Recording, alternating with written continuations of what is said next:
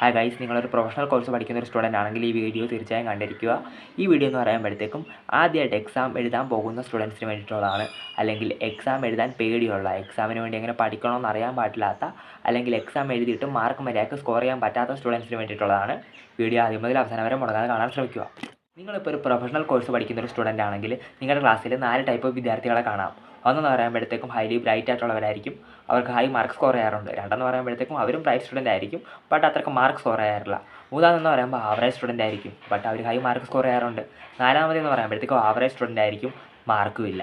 അപ്പോൾ അങ്ങനെയുള്ള നാലാമത്തെ ടൈപ്പ് ആൾക്കാർക്ക് വേണ്ടിയിട്ടാണ് ഞാൻ ഈ വീഡിയോ ഡെഡിക്കേറ്റ് ചെയ്യുന്നത്. നിങ്ങളിപ്പോൾ ഒരു പ്രൊഫഷണൽ കോഴ്സാണ് പഠിക്കുന്നതെങ്കിൽ ഓരോ വർഷം എക്സാം കാണുമല്ലോ. അപ്പോൾ ആ എക്സാം അറ്റൻഡ് ചെയ്യാൻ വേണ്ടി നമ്മൾ പഠിക്കുമല്ലോ. അപ്പോൾ നിങ്ങളുടെ ആ ഒരു പഠനത്തിനെ നമുക്ക് 3 കാറ്റഗറൈസ് ചെയ്യാം. ഒന്നെന്ന് പറയുമ്പോഴത്തേക്കും study during the whole academic year, നമ്മൾ ആ ഒരു വർഷം പഠിക്കുന്ന കാര്യങ്ങൾ. രണ്ടെന്ന് പറയുമ്പോഴത്തേക്കും സ്റ്റഡി ഡ്യൂറിങ് എക്സാം ഹോളിഡേയ്സ്, എക്സാമിന് മുന്നേ ഒരു 2-3 ആഴ്ച നമുക്ക് അവധി കിട്ടുമല്ലോ, ആ ഒരു ടൈം. പിന്നെ മൂന്നെന്ന് പറയുമ്പോഴത്തേക്കും സ്റ്റഡി ഡ്യൂറിങ് എക്സാം ഡേയ്സ്, എക്സാമിന് തലേ ദിവസം എക്സാമിന് അന്നൊക്കെ എങ്ങനെ പഠിക്കേണ്ടതെന്നാണ് ഞാൻ പറയാൻ പോകുന്നത്. അണ്ടർസ്റ്റാൻഡ്. ഒന്നാമത്തെ കാറ്റഗറി ഓഫ് സ്റ്റഡി എന്ന് പറയുമ്പോഴത്തേക്കും study during the whole academic year. അപ്പോൾ ഈ ഒരു അക്കാഡമിക് ഇയറിൽ എന്ന് പറയുമ്പോൾ മൺഡേ ടു സാറ്റർഡേ നമുക്ക് ക്ലാസ് കാണും. അപ്പോൾ ഈ ഒരു ക്ലാസ്സുള്ള ദിവസം പിന്നെ സൺഡേ അവധി ദിവസം കൂടി കൂട്ടി നമ്മൾ 3 കാര്യങ്ങൾ ചെയ്യണം. ഒന്നെന്ന് പറയുമ്പോഴത്തേക്കും മാസ്റ്ററി ഓഫ് യുവർ സബ്ജക്റ്റ്, രണ്ടെന്ന് പറയുമ്പോഴത്തേക്കും പ്രിപ്പറേഷൻ ഓഫ് എക്സാം നോട്ട്സ്, മൂന്നെന്ന് പറയുമ്പോഴത്തേക്കും പ്രിപ്പറേഷൻ ഓഫ് കീ നോട്ട്സ്. അപ്പോൾ അതെങ്ങനെ ചെയ്യണമെന്ന് ഞാൻ പറഞ്ഞുതരാം, ഇതൊക്കെ എന്താണെന്ന് ഞാൻ പറഞ്ഞുതരാം. നമുക്കറിയാം, നമുക്ക് മൺഡേ ടു സാറ്റർഡേ ആയിരിക്കും ക്ലാസ് ഉള്ളത്. അപ്പോൾ ഈ ഒരാഴ്ച മിസ്സുമാർ ഇഷ്ടംപോലെ ടോപ്പിക് എടുക്കും. അപ്പോൾ ഈ ടോപ്പിക്കുകളെല്ലാം നമ്മൾ മാസ്റ്ററി നേടിയിരിക്കണം. ഏത് സബ്ജക്റ്റിലാണ് ഈ ടോപ്പിക്ക് വരുന്നത് ആ സബ്ജക്റ്റിൽ നമ്മൾ മാസ്റ്ററി നേടിയിരിക്കണം. അതിനുവേണ്ടി നമ്മൾ ചെയ്യേണ്ട കാര്യങ്ങളെന്ന് പറയുമ്പോൾ ഇഷ്ടംപോലെ റെഫറൻസ് മെറ്റീരിയൽസ് തപ്പിപ്പിടിച്ച് പഠിക്കണം ഈ ഒരു ടോപ്പിക്കിനെ പറ്റി. പിന്നെ ഈ മിസ്സുമാരെ തന്നെ നോട്ട്സ് പഠിച്ചിരിക്കണം, പിന്നെ ലെക്ചർ നോട്ടും പഠിച്ചിരിക്കണം.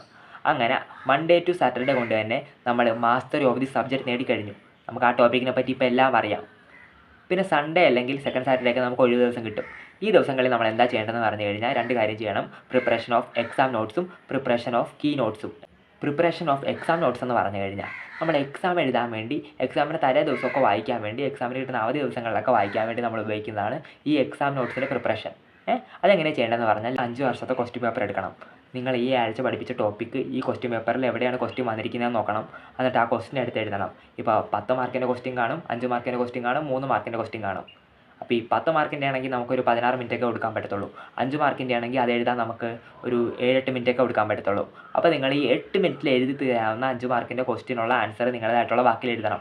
ഡെഫിനിഷന് മാറ്റമൊന്നും വരുത്തരുതും, ബാക്കി കാര്യങ്ങളൊക്കെ നിങ്ങൾക്ക് വായിച്ചാൽ മനസ്സിലാവുന്ന രീതിയിൽ എഴുതണം.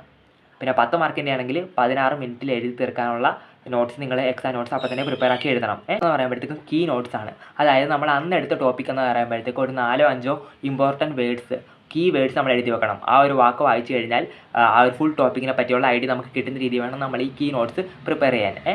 അപ്പോൾ ഈ ഒരു ഹോൾ അക്കാഡമിക് ഇയർ കൊണ്ട് നമ്മളിപ്പോൾ 3 കാര്യങ്ങൾ ചെയ്ത് കഴിഞ്ഞു. ഒന്ന് മാസ്റ്ററി ഓഫ് യുവർ സബ്ജക്റ്റ്, നമ്മൾ ഏത് സബ്ജക്റ്റാണോ പഠിക്കുന്നത് അതിൽ നമ്മൾ മാസ്റ്ററി എടുത്ത് കഴിഞ്ഞു. നമുക്ക് അതിലുള്ള എല്ലാ കാര്യങ്ങളും അറിയാം. നമ്മൾ ഇഷ്ടംപോലെ റെഫർ ചെയ്തു, ഇഷ്ടംപോലെ ടെക്സ്റ്റുകൾ വായിച്ചു, പഠിച്ചു, അതൊക്കെ ചെയ്തു. രണ്ടാമതായിട്ട് നമ്മൾ ചെയ്തെന്ന് പറയുമ്പോഴത്തേക്കും കീ പോയിൻറ്റ്സ് പ്രിപ്പയർ ആക്കി. അതായത് കീ പോയിൻറ്റ്സ് എന്താണെന്ന് പറഞ്ഞാൽ എക്സാം ദിവസങ്ങളെ വായിക്കാനാണ്. അതായത് ഒരു 3-4 കീ വാക്കുകളെ കാണത്തുള്ളൂ. അപ്പോൾ വാക്ക് ഓർത്ത് കഴിഞ്ഞാൽ നമ്മുടെ സബ് കോൺഷ്യസ് മൈൻഡിലോട്ട് ആ ഒരു ഫോൾ ടോപ്പിക്ക് നമ്മുടെ സബ് കോൺഷ്യസ് മൈൻഡിലേക്ക് വന്നതായിരിക്കും. പിന്നെ നമ്മൾ എക്സാം നോട്ട് ഇപ്പോൾ പ്രിപ്പയർ ആക്കി വെച്ച് കഴിഞ്ഞു ഈ അവധി ദിവസങ്ങളിൽ. അതെന്ന് പറയുമ്പോൾ എക്സാമിന് നമുക്ക് അവധി കിട്ടത്തില്ലേ, ആ ടൈമിൽ നമുക്ക് വായിക്കാൻ വേണ്ടിയാണ് എക്സാം നോട്ട്സ് പ്രിപ്പയർ ആക്കി വെച്ചിരിക്കുന്നത്. ഇപ്പോൾ നമുക്ക് രണ്ടാമത്തെ കാറ്റഗറി ഓഫ് സ്റ്റഡിയിലോട്ട് പോവുകയാണ്. അതായത് സ്റ്റഡി ഡ്യൂറിങ് എക്സാം ഹോളിഡേയ്സ്. ഓരോ മെയിൻ യൂണിവേഴ്സിറ്റി എക്സാമിന് മുന്നേയും നമുക്കൊരു 2-3 ആഴ്ച അവധി തരും. അപ്പോൾ ഈ ദിവസങ്ങളിൽ എങ്ങനെ പഠിക്കണമെന്നായിരിക്കും ഞാൻ പറയാൻ പോകുന്നത്. ഈ ദിവസങ്ങളിൽ നമുക്ക് 3 കാര്യങ്ങളെ ഫോക്കസ് ചെയ്യാം. ഏറ്റവും ഇമ്പോർട്ടൻ്റ് എന്ന് പറയുമ്പോഴത്തേക്കും നമ്മൾ ഓൾറെഡി എക്സാം നോട്ട് ആ ഒരു അക്കാഡമിക് ഇയറിൽ എഴുതി വെച്ചിട്ടുണ്ട്, അത് നോക്കി പഠിച്ചാൽ മതിയാകും. അത് കഴിഞ്ഞാൽ മാത്രം നമുക്ക് നേരത്തെ പഠിച്ചു വെച്ച കീ നോട്ട്സ് നോക്കാം.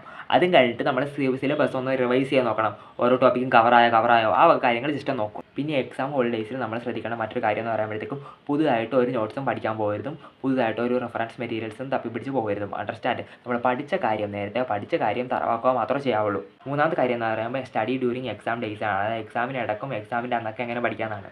നമ്മൾ നേരത്തെ കീ നോട്ട്സ് പ്രിപ്പയർ ആക്കി വെച്ചിട്ടില്ലേ, ആ കീ നോട്ട്സ് മാത്രമേ നമ്മൾ എക്സാമിന് തലേ ദിവസമോ അല്ലെങ്കിൽ എക്സാമിന് ഇടയ്ക്കൊക്കെ പഠിക്കാൻ പാടുള്ളൂ. അണ്ടർസ്റ്റാൻഡ്. പുതിയതായിട്ട് വേറൊരു ടോപ്പിക്ക് നോക്കാൻ പാടില്ല. കീ നോട്ട്സിലെന്ന് പറയുമ്പോഴത്തേക്കും ഞാൻ പറഞ്ഞല്ലോ ഓരോ കീ വേർഡ്സ് കാണും. അപ്പോൾ ആ വേർഡ്സ് നമ്മുടെ മനസ്സിലോട്ട് വരുമ്പോഴത്തേക്കും ആ ഹോൾ ടോപ്പിക്കിനെ പറ്റിയുള്ള ഐഡിയ നമ്മുടെ മൈൻഡിലോട്ട് വരണം. അതാണ് കീ വേർഡ്സ് അല്ലെങ്കിൽ കീ നോട്ട്സ് എന്ന് ഞാൻ ഉദ്ദേശിച്ചത്. നിങ്ങളൊരു പ്രൊഫഷണൽ കോഴ്സ് പഠിക്കുന്ന സ്റ്റുഡൻ്റ് ആണെങ്കിൽ നിങ്ങൾ പഠിക്കേണ്ട രീതിയാണ് ഞാനിപ്പോൾ പറഞ്ഞത്. Study during the whole academic year and study during exam holidays and study during exam days. ഈ 3 സമയങ്ങളിലും എങ്ങനെ പഠിക്കണമെന്ന് ഞാനിപ്പോൾ പറഞ്ഞു കഴിഞ്ഞു. ഇത് ചെയ്താൽ നിങ്ങൾക്ക് തീർച്ചയായും ഏതൊരു എൻട്രൻസ് എക്സാമും ഏതൊരു യൂണിവേഴ്സിറ്റി എക്സാമും ക്രാക്ക് ചെയ്യാവുന്നതാണ്. തീർച്ചയായും പാസ് ചെയ്യാൻ പറ്റും. നമ്മൾ നേരത്തെ പറഞ്ഞ മെത്തഡോളജി വെച്ചിട്ട് ഏതൊരു സ്റ്റുഡൻറ്റിനും എക്സാം സിമ്പിളായിട്ട് പാസ്സാവാൻ പറ്റും. ബട്ട് നിങ്ങൾക്ക് ജസ്റ്റ് പാസ്സായാൽ പോരാ, 100ൽ 50 മാർക്ക് വാങ്ങി ജസ്റ്റ് പാസ്സായാൽ പോരാ. ഹയർ സ്റ്റഡീസിന് പോകണം, എന്തായിരുന്നു PhD എടുക്കണം, അങ്ങനെയൊക്കെ എടുക്കണമെന്ന് ആഗ്രഹമുള്ള ഒരാളാണെങ്കിൽ ഈ രണ്ട് കാര്യങ്ങൾ നിങ്ങൾ ചെയ്യേണ്ടി വരും. ഒന്നെന്ന് പറയുമ്പോഴത്തേക്കും ഗോ ബിയോണ്ട് യുവർ ടീച്ചർ. അതായത് ഒരു ടീച്ചർ എന്ന് പറയുമ്പോൾ ഇന്ന ദിവസം ഇന്ന ടോപ്പിക് എടുക്കുമെന്ന് നിങ്ങൾക്ക് അറിയാം. അങ്ങനെയാണെങ്കിൽ തലേ ദിവസം തന്നെ ആ ഒരു ടോപ്പിക്കിനെ പറ്റി ജനറൽ ആയിട്ടുള്ള കാര്യങ്ങൾ നിങ്ങൾ പഠിച്ചിട്ട് വേണം ക്ലാസ്സിൽ പോയിരിക്കാൻ. എന്നിട്ട് വേണം ആ ഒരു ക്ലാസ് അറ്റൻഡ് ചെയ്യാൻ. That is one thing. രണ്ടാമത്തെ കാര്യം എന്ന് പറയുമ്പോഴത്തേക്കും ഗോ ബിയോണ്ട് ദ സിലബസ് എന്നാണ്. അതായത് ഇപ്പോൾ സിലബസിലുള്ളതിനേക്കാളും ഓരോ ടോപ്പിക്കും ഒരാഴ്ച മിസ്സുമാർ എടുക്കാൻ നേരത്ത് നിങ്ങൾ സിലബസിലുള്ളതിനേക്കാളും കൂടുതൽ ഡെപ്തിൽ പഠിച്ചിരിക്കുക. നിങ്ങളൊരു ഹയർ സ്റ്റഡീസിന് പോകുന്ന ഒരാളാണെങ്കിൽ നിങ്ങൾക്ക് തീർച്ചയായും അത് ഉപകാരപ്പെട്ടിരിക്കും. ഇത്രയും നേരം ഞാൻ പറഞ്ഞുകൊണ്ടിരുന്നത് എങ്ങനെ നന്നായി പഠിക്കാമെന്നാണ്. ഇനി ഞാൻ പറയാൻ പോകുന്നത് എങ്ങനെ നന്നായിട്ട് എക്സാം അറ്റൻഡ് ചെയ്യാം, അതിന് നമ്മൾ എന്ത് ചെയ്യണമെന്ന്. അതിനുവേണ്ടി നമ്മൾ ചെയ്യേണ്ട ഒരു കാര്യം എന്ന് പറയുമ്പോഴത്തേക്കും മോഡൽ എക്സാം അറ്റൻഡ് ചെയ്യുക. ചില സ്കൂളിലൊക്കെ ഒരു മോഡലേ കാണത്തുള്ളൂ, ചില സ്കൂളിലൊക്കെ 2 മോഡലൊക്കെ കാണും. മാക്സിമം മോഡൽ എക്സാം ഉള്ളത് അത്രയും നല്ലതാണ് കേട്ടോ ഗൈസ്. എനിക്ക് കുറച്ച് ഫ്രണ്ട്സൊക്കെ ഉണ്ട്. അപ്പോൾ അവരൊക്കെ പറയുന്നത് മോഡൽ എക്സാം എന്തിനാണ് എഴുതുന്നത്, എന്തായിരുന്നു പൊട്ടന്മാരാണ്. ആക്ച്വലി അവർ പൊട്ടന്മാരാണ്. ഈ മോഡൽ എക്സാം എഴുതുന്നതിൻ്റെ ഗുണം എന്താണെന്ന് പറഞ്ഞു കഴിഞ്ഞാൽ വെറുതെ എക്സാം എഴുതിയാൽ മാത്രം പോരാ, നമ്മൾ ഇവാലുവേറ്റ് ചെയ്ത് മിസ്സുമാരടിക്കുന്നത് വാങ്ങണം. ഈ മോഡൽ എക്സാം എന്ന് പറയുമ്പോഴത്തേക്കും യൂണിവേഴ്സിറ്റിക്ക് ഒരു ട്രയൽ പോലെ ഇരിക്കും. അതായത് നമ്മൾ മോഡൽ എക്സാം എഴുതിയിട്ട് ആ ഒരു ആൻസർ ഷീറ്റ് മിസ്സുമാരടിക്കുന്ന ഇവാലുവേറ്റ് ചെയ്ത് തിരിച്ച് വാങ്ങിക്കഴിഞ്ഞാൽ അത് നോക്കുമ്പോൾ നമുക്ക് മനസ്സിലാകും നമുക്ക് യൂണിവേഴ്സിറ്റി എഴുതാൻ നമ്മൾ ക്വാളിഫൈഡ് ആണോ, നമ്മൾ എന്തോരം ടൈം നന്നായിട്ട് മാനേജ് ചെയ്തു, ക്വസ്റ്റ്യനൊക്കെ നമ്മൾ എങ്ങനെയാണ് അറ്റൻഡ് ചെയ്തിരിക്കുന്നത്, നമ്മുടെ ഒരു ഫ്ലോസ്, നമ്മുടെ മിസ്റ്റേക്സ് ഒക്കെ നമുക്ക് മനസ്സിലാകും. അതാണ് നേരത്തെ നമുക്ക് അടുത്ത തവണ യൂണിവേഴ്സിറ്റി എഴുതാൻ നേരത്ത് നമുക്കത് കറക്റ്റ് ചെയ്യാൻ പറ്റും. അതുകൊണ്ടാണ് ഞാൻ പറയുന്നത് ഒരു കോളേജിൽ മിനിമം ഒരു 2-3 മോഡൽ എക്സാമെങ്കിലും വേണം. അതെന്ന് പറയുമ്പോൾ ഈ സ്റ്റുഡൻസിന് അത്രയും നല്ലതായിരിക്കും. അവർക്ക് യൂണിവേഴ്സിറ്റി എഴുതാൻ നേരത്ത് ദുഃഖിക്കേണ്ടി വരത്തില്ല. മാക്സിമം എക്സ്പീരിയൻസ് അവർക്ക് യൂണിവേഴ്സിറ്റി എഴുതാൻ വേണ്ടി ഈ ഒരു മോഡൽ എക്സാമിൽ നിന്നും അവർക്ക് അക്യൂർ ചെയ്യാൻ പറ്റും. അണ്ടർസ്റ്റാൻഡ്? മോഡലൊക്കെ എഴുതി കഴിയുമ്പോഴത്തേക്ക് നമ്മൾ എക്സാം എഴുതാൻ വേണ്ടി മെൻ്റലി നന്നായിട്ട് പ്രിപ്പയർ ആയി കാണും. പിന്നെ നമ്മൾ ചെയ്യേണ്ട കാര്യം എന്ന് പറയുമ്പോഴത്തേക്കും എക്സാമിൻ്റെ തലേ ദിവസവും എക്സാം ദിവസങ്ങളിലും ചെയ്യേണ്ട കാര്യങ്ങളാണ്. അതിലൊന്നാമത്തേന്ന് പറയുമ്പോഴത്തേക്കും തലേ ദിവസം നന്നായിട്ട് ഉറങ്ങിയിരിക്കണം. ഒരു ഡീപ്പ് സ്ലീപ്പ് നമുക്ക് കിട്ടിയിരിക്കണം. എത്ര നേരം കിടന്നൊന്നല്ല, എത്ര നേരം ഡീപ്പ് സ്ലീപ്പ് കിട്ടിയെന്നതിനാണ് കാര്യം. ഒരു 10 മണിക്ക് കിടന്നിട്ട് 4 മണിക്കൊക്കെ എണീക്കാൻ നോക്കണം. ഇപ്പോൾ ഒന്നും പഠിക്കാത്ത ആൾക്കാരാണെങ്കിൽ അന്ന് ലേറ്റ് നൈറ്റ് ഇരുന്ന് പഠിച്ചോ, വലിയ കുഴപ്പമൊന്നുമില്ല. അല്ലാത്തവരുടെ കാര്യമാണ് പറയുന്നത്. ഞാൻ പറഞ്ഞ മെത്തേഡ് ഫോളോ ചെയ്തവരുടെ കാര്യം ഞാൻ പറയുന്നത്. പിന്നെ എക്സാം ദിവസം ചെയ്യേണ്ട കാര്യങ്ങളാണ് പറയുന്നത്. അന്നേ ദിവസം വയറ് നിറയെ ഫുഡൊന്നും കഴിച്ചിട്ട് പോകരുത്. എപ്പോഴും ഹാഫ് സ്പേസ് നമ്മൾ empty ആക്കി ഇട്ടിരിക്കണം.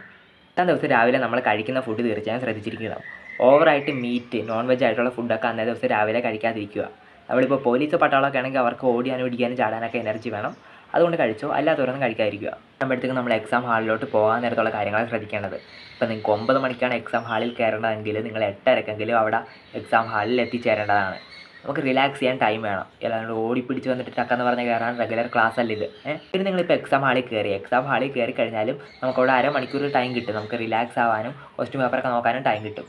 ഇനി നിങ്ങൾക്ക് ക്വസ്റ്റ്യൻ പേപ്പർ കയ്യിൽ കിട്ടിക്കഴിഞ്ഞാൽ നിങ്ങൾ ചെയ്യേണ്ട കാര്യങ്ങളെന്ന് പറയുമ്പോൾ ഒന്നാമത്തെ കാര്യം എന്ന് പറയുമ്പോഴത്തേക്കും കിട്ടിയിരിക്കുന്ന പേപ്പറിൽ വല്ല ഡിഫക്റ്റ് ഉണ്ടോ ഇല്ല എന്നൊക്കെ നോക്കണം. പേജൊക്കെ കറക്റ്റാണോ, പേജിൻ്റെ എണ്ണോ കറക്റ്റാണോ നോക്കണം. പിന്നെ നമ്മൾ ആൻസർ ബുക്ക് പ്രിപ്പയർ ചെയ്യണം. അതായത് രജിസ്റ്റർ നമ്പർ എഴുതണം, പേര് എഴുതണം, ആ വക കാര്യങ്ങളൊക്കെ എഴുതി വെക്കണം. മൂന്നാമതായിട്ട് ചെയ്യേണ്ടതെന്ന് പറയുമ്പോഴത്തേക്കും പേപ്പർ ഫുള്ളായിട്ട് അങ്ങ് വായിക്കുക. നാലാമതെന്ന് പറയുമ്പോൾ ടൈം മാനേജ്മെൻ്റ് ആണ്. ഓരോ ക്വസ്റ്റ്യൻ എഴുതാൻ ഇത്രയും ടൈം കൊടുക്കണമെന്ന് പറഞ്ഞ് നമ്മൾ മനസ്സിൽ മാനേജ് ചെയ്ത് വെക്കണം. 100 മാർക്കിൻ്റെ ഒരു എക്സാം എഴുതാൻ നമുക്ക് 3 മണിക്കൂറാണ് കിട്ടുന്നത്. ഈ 3 മണിക്കൂറെന്ന് പറയുമ്പോഴത്തേക്കും 150 മിനിറ്റാണ്.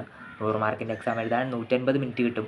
അതിൽ അവസാനത്തെ 10 മിനിറ്റ് എന്ന് പറയുമ്പോഴത്തേക്കും നമുക്ക് ഈ ഉത്തരമൊക്കെ ജസ്റ്റ് ഒന്ന് മറിച്ച് നോക്കാൻ, തെറ്റൊക്കെ തിരുത്താൻ വേണ്ടി നമ്മൾ വെക്കേണ്ടതാണ്. അപ്പോൾ മിച്ചം 170 മിനിറ്റാണുള്ളത്. അങ്ങനെ വരാൻ നേരത്ത് 1 മാർക്കിന് എഴുതാൻ വേണ്ടി നമുക്ക് 1.7 മിനിറ്റോ സമയമുള്ളൂ. 5 മാർക്കിൻ്റെ ക്വസ്റ്റ്യൻ എഴുതാൻ 8 മിനിറ്റും 10 മാർക്കിൻ്റെ ക്വസ്റ്റ്യൻ എഴുതാൻ 16 മിനിറ്റും 2 മാർക്കിൻ്റെ ക്വസ്റ്റ്യൻ എഴുതാൻ 3.5 മിനിറ്റൊക്കെയാണ് കിട്ടുന്നത്. ചില ആൾക്കാരുണ്ട് ഇപ്പോൾ 2 മാർക്കിൻ്റെ ക്വസ്റ്റ്യൻ എഴുതാൻ അവർ 15 മിനിറ്റ് ചിലവാക്കും, 10 മാർക്കിൻ്റെ ക്വസ്റ്റ്യൻ എഴുതാനും 15 മിനിറ്റ് ചിലവാക്കും. ആ ടൈം അവിടെയാണ് ഇവർക്ക് പ്രശ്നം വരുന്നത്. ടൈം മാനേജ്മെൻറ്റിലാണ് പ്രശ്നം വരുന്നത്. അത് നിങ്ങൾ ശ്രദ്ധിച്ച് ചെയ്യണം. എന്നാൽ മാത്രമേ എക്സാമിൽ നമുക്ക് പ്രോപ്പറായിട്ട് അറ്റൻഡ് ചെയ്ത് നന്നായിട്ട് മാർക്ക് വാങ്ങാൻ പറ്റത്തുള്ളൂ. അപ്പോൾ ഈ പറഞ്ഞിരിക്കുന്ന കാര്യങ്ങളെല്ലാം കഴിഞ്ഞ് നിങ്ങൾ എക്സാം എഴുതാൻ തുടങ്ങിയെന്നവർക്ക് എക്സാം എഴുതാൻ നേരത്ത് എക്സാം പേപ്പറിൽ സൂപ്പർ പ്രസൻറ്റേഷൻ ആയിരിക്കണം. അതായത് നിങ്ങൾ എഴുതിയ കാര്യങ്ങളെല്ലാം ഒറ്റ നോട്ടത്തിൽ തന്നെ അവർക്ക് വായിക്കാൻ പറ്റുന്ന രീതിയിൽ വേണം എഴുതാൻ. ഒരു ലൈന് മാക്സിമം 5-6 വേർഡ്സൊക്കെ പാടുള്ളൂ. ഓരോ ലെറ്റേഴ്സും തമ്മിൽ അത്യാവശ്യത്തിന് ഗ്യാപ്പ്, ഓരോ വേർഡ്സും തമ്മിൽ അത്യാവശ്യത്തിന് ഗ്യാപ്പ് വേണം. ഓരോ ആശയങ്ങളും ഓരോ പാരഗ്രാഫായിട്ടാണ് വേണം എഴുതാൻ. ഓരോ പാരഗ്രാഫിനും അതിൻ്റേതായിട്ടുള്ള ഹെഡിങ് വേണം. Heading is important. ഓരോ ഹെഡിങ്ങും അണ്ടർലൈൻ ചെയ്തിരിക്കണം. അങ്ങനെ പറയാൻ കാരണം എന്ന് പറയുമ്പോഴത്തേക്കും ഇപ്പോൾ യൂണിവേഴ്സിറ്റിക്കൊക്കെ ഒരു ടീച്ചറിന് തന്നെ 10-15 കെട്ട് പേപ്പറുകൾ നോക്കാൻ കാണും ഒരു മണിക്കൂറിനുള്ളിൽ തന്നെ. അപ്പോഴത്തേക്കും ചിലപ്പോൾ ഒരു പേപ്പറൊക്കെ നോക്കാൻ അവർക്ക് ചിലപ്പോൾ 6-7 മിനിറ്റൊക്കെ കിട്ടത്തുള്ളൂ. ഒരു ബുക്ക്ലെറ്റ് എന്നൊക്കെ പറയുമ്പോഴത്തേക്കും വല്ല 10-50 പേജ് കാണും. ആ 50 പേജുകളും ഇതായിരുന്നു ഈ 7 മിനിറ്റ് ഇരുന്ന് അവർ ഓരോന്നോരോന്നോ നോക്കാൻ പറ്റത്തില്ല. അവരെന്ന് പറയുമ്പോൾ ഹെഡിങ് ആയിരിക്കും ഇമ്പോർട്ടൻ്റ് ആയിട്ട് നോക്കുന്നത്. അപ്പോൾ നിങ്ങൾ തീർച്ചയായും ഹെഡിങ് എഴുതിയിരിക്കണം. ഓരോ ഹെഡിങ്ങും നന്നായിട്ട് അണ്ടർലൈൻ ചെയ്തിരിക്കണം. ഈ 170 മിനിറ്റ് കൊണ്ട് നിങ്ങൾ 100 മാർക്കിന് എഴുതിയെന്ന് ഓർക്ക്. അപ്പോൾ നമ്മൾ അവസാനത്തെ 10 മിനിറ്റിലോട്ട് വന്നു. ഈ 10 മിനിറ്റിൽ എന്താ ചെയ്യേണ്ടതെന്ന് പറഞ്ഞു കഴിഞ്ഞാൽ എന്തായിരുന്നു, എല്ലാ ഉത്തരം എഴുതിയിട്ടുണ്ടോ, ക്വസ്റ്റനൊക്കെ കറക്റ്റാണോ, ക്വസ്റ്റൻ നമ്പറൊക്കെ നിങ്ങൾ ജസ്റ്റ് നോക്കണം. വല്ല കറക്ഷൻ ഉണ്ടെങ്കിൽ അത് നല്ല വൃത്തിക്ക് തിരുത്തണം. അതായത് ഇങ്ങനെ ഡോട്ട് ഇട്ടോ തിരുത്താവുള്ളൂ, അല്ലാണ്ട് ഇങ്ങനെ കുത്തിക്കീറി വെട്ടൊന്നും ഇടാൻ പാടില്ല യൂണിവേഴ്സിറ്റി എക്സാമിൽ. അപ്പോൾ അത്രേ ഉള്ളൂ ഗൈസ്. വീഡിയോ ഇഷ്ടപ്പെട്ടാൽ ലൈക്ക് ചെയ്യണം. ആൻഡ് ഇപ്പോൾ നിങ്ങൾ എക്സാം എഴുതാൻ പോകുന്ന ഫ്രണ്ട്സിനൊക്കെ ഇത് ഷെയർ ചെയ്യാൻ മറക്കല്ലേ. അവർക്ക് ഈ വർഷം ഉപകാരപ്പെട്ടില്ലെങ്കിലും അടുത്ത വർഷം തീർച്ചയായും ഉപകാരപ്പെടും. അപ്പോൾ ബൈ.